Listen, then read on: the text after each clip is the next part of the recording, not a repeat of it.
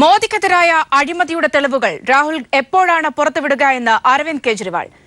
അഴിമതി ആരോപണങ്ങളുമായി ബന്ധപ്പെട്ട് രാഹുൽ ഗാന്ധി പ്രധാനമന്ത്രിയുമായി ധാരണയിലെത്തിയെന്ന ആരോപണം ശക്തമാവുകയാണ്. രാഹുലിന്റെ ഇതിനിടെ റോബർട്ട് വധേരയ്ക്ക് ആദായ നികുതി വകുപ്പ് നോട്ടീസ് അയച്ചു. ബിക്കനർ ഭൂമി ഇടപാടിന്റെ പേരിലാണ് നോട്ടീസ്.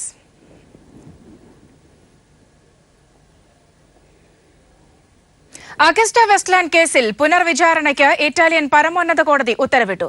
കമ്പനി മേധാവിയായ 4.5 വർഷം തടവിൽ വീണ്ടും ചോദ്യം ചെയ്യാനാണ് കോടതി ഉത്തരവ്. അതേസമയം നാഷണൽ ഹെറാൾഡ് ഭൂമി ഇടപാട് കേസ് CBIക്ക് കൈമാറാൻ ഹരിയാന സർക്കാർ തീരുമാനിച്ചു. രാഷ്ട്രീയ പകപോക്കൽ എന്ന് കോൺഗ്രസ് പ്രതികരിച്ചു.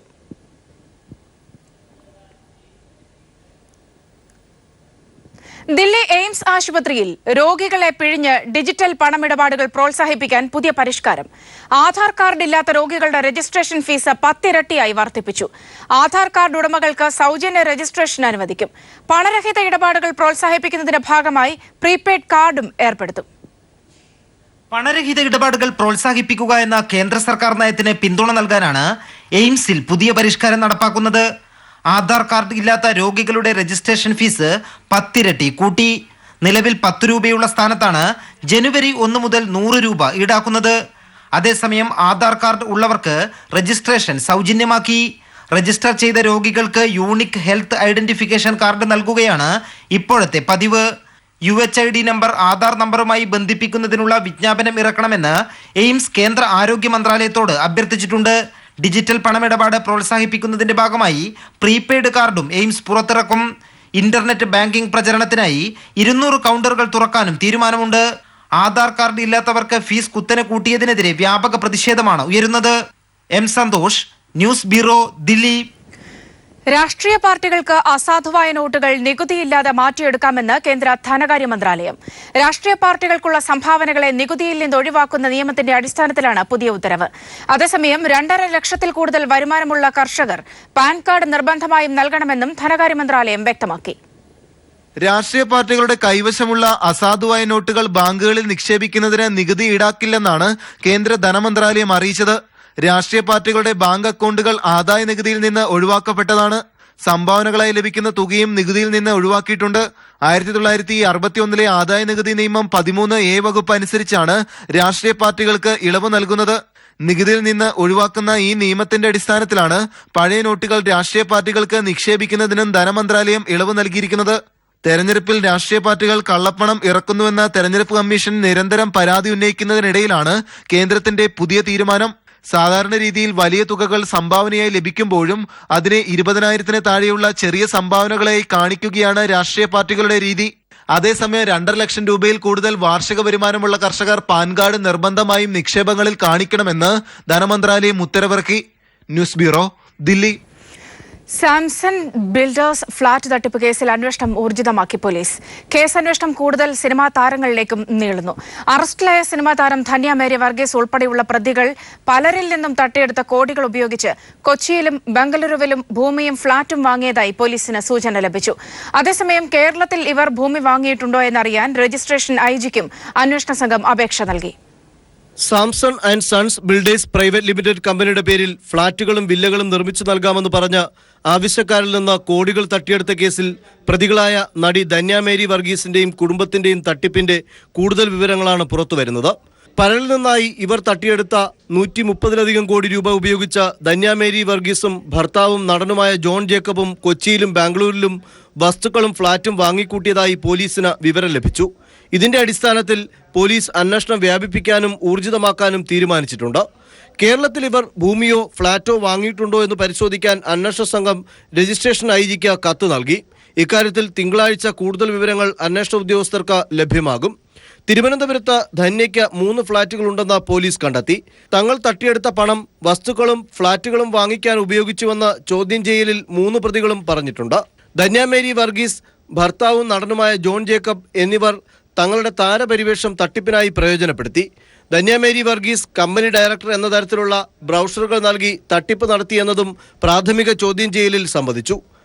വിശദമായ ചോദ്യം ചെയ്യലിനും തെളിവെടുപ്പിനുമായി റിമാൻഡിലുള്ള Dhanya Mary Varghese, John Jacob, Samuel Jacob, Jacob Samson എന്നിവരെ കസ്റ്റഡിയിൽ വാങ്ങുന്നുണ്ട്.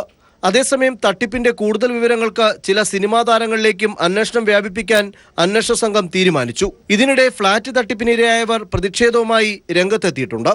Sunil Arumanoor, news bureau, Thiruvananthapuram. തിരികെ വാർത്തകളിലേക്ക്. CPIM പ്രവർത്തകനായിരുന്ന വിഷ്ണുവിനെ കൊലപ്പെടുത്തിയ കേസിൽ കോടതി ഇന്ന് വിധി പറയും. കുറ്റക്കാരെന്ന് കണ്ടെത്തിയ 13 പ്രതികൾക്കുള്ള ശിക്ഷയാണ് തിരുവനന്തപുരം അഡീഷണൽ സെഷൻസ് കോടതി വിധിക്കുക. കേസിൽ 16-ാം പ്രതിയായ അരുൺകുമാറിനെ കോടതി കുറ്റക്കാരനല്ലെന്ന് കണ്ട് വിട്ടയച്ചിരുന്നു. തിരുവനന്തപുരം കൈതമുക്ക് സ്വദേശിയും RSS നഗരകാര്യവാഹകമായ സന്തോഷ്, മണ്ണന്തല കേരളാദിത്യപുരം സ്വദേശി മനോജ് എന്നിവരാണ് പ്രധാന പ്രതികൾ. 2008 ഏപ്രിൽ 1-ന് തിരുവനന്തപുരത്ത് കൈതമുക്ക് പാസ്പോർട്ട് ഓഫീസിന് മുന്നിൽ വെച്ചാണ് CPIM കളക്ടറേറ്റ് ബ്രാഞ്ച് കമ്മിറ്റി അംഗവും DYFI നേതാവുമായിരുന്ന വഞ്ചിയൂർ സ്വദേശി വിഷ്ണുവിനെ ബൈക്കിലെത്തിയ സംഘം വെട്ടിക്കൊലപ്പെടുത്തിയത്. 2008 ഏപ്രിൽ 1-ന് തിരുവനന്തപുരത്ത് കൈതമുക്ക് പാസ്പോർട്ട് ഓഫീസിന് മുന്നിൽ വെച്ചാണ് CPM കളക്ടറേറ്റ് ബ്രാഞ്ച് കമ്മിറ്റി അംഗവും DYFI നേതാവുമായിരുന്ന വഞ്ചിയൂർ സ്വദേശി വിഷ്ണുവിനെ ബൈക്കിലെത്തിയ സംഘം വെട്ടിക്കൊലപ്പെടുത്തിയത്.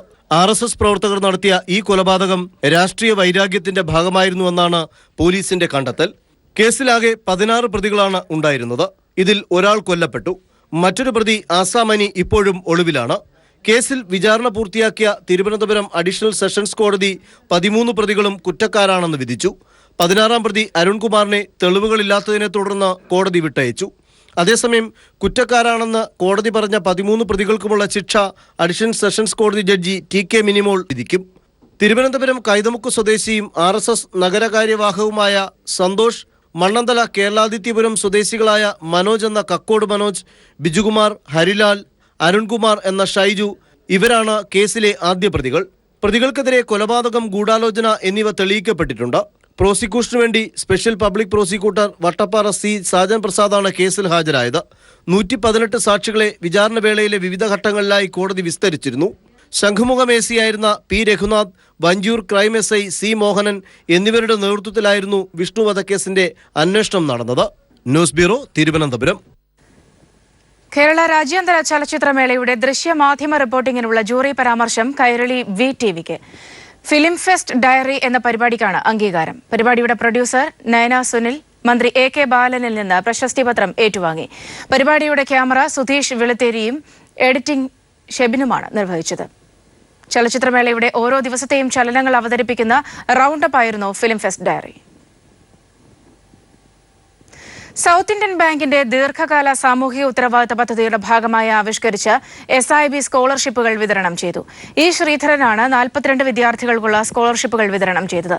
കുട്ടികൾ, സ്ത്രീകൾ, പ്രായമായവർ, ഭിന്നശേഷിയുള്ളവർ തുടങ്ങിയവരുടെ തൊഴിൽപരമായ വൈദഗ്ധ്യം വർദ്ധിപ്പിക്കുന്നതിനും ഉപജീവനം സാധ്യമാക്കുന്നതിനുമുള്ള വിദ്യാഭ്യാസ പദ്ധതികൾ പ്രചരിപ്പിക്കുക എന്ന ലക്ഷ്യത്തോടെയാണ് സ്കോളർഷിപ്പ് ആരംഭിച്ചത്.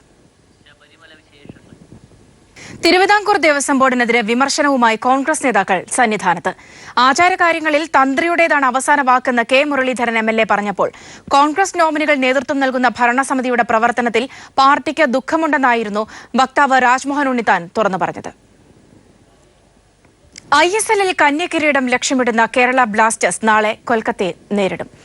കൊച്ചിയിൽ വൈകിട്ട് 7-നാണ് മത്സരം. ബ്ലാസ്റ്റേഴ്സ് താരങ്ങൾ അവസാനവട്ട പരിശീലനം പൂർത്തിയാക്കി. ആദ്യ സെമി ഫൈനലിൽ എതിരില്ലാത്ത ഒരു ഗോളിനും രണ്ടാം സെമിയിൽ ഷൂട്ടൌട്ടിൽ 3-0 ഡൽഹിയെ തളച്ച കേരള ബ്ലാസ്റ്റേഴ്സ് തികഞ്ഞ പ്രതീക്ഷയിലാണ് ഫൈനലിനിറങ്ങുന്നത്.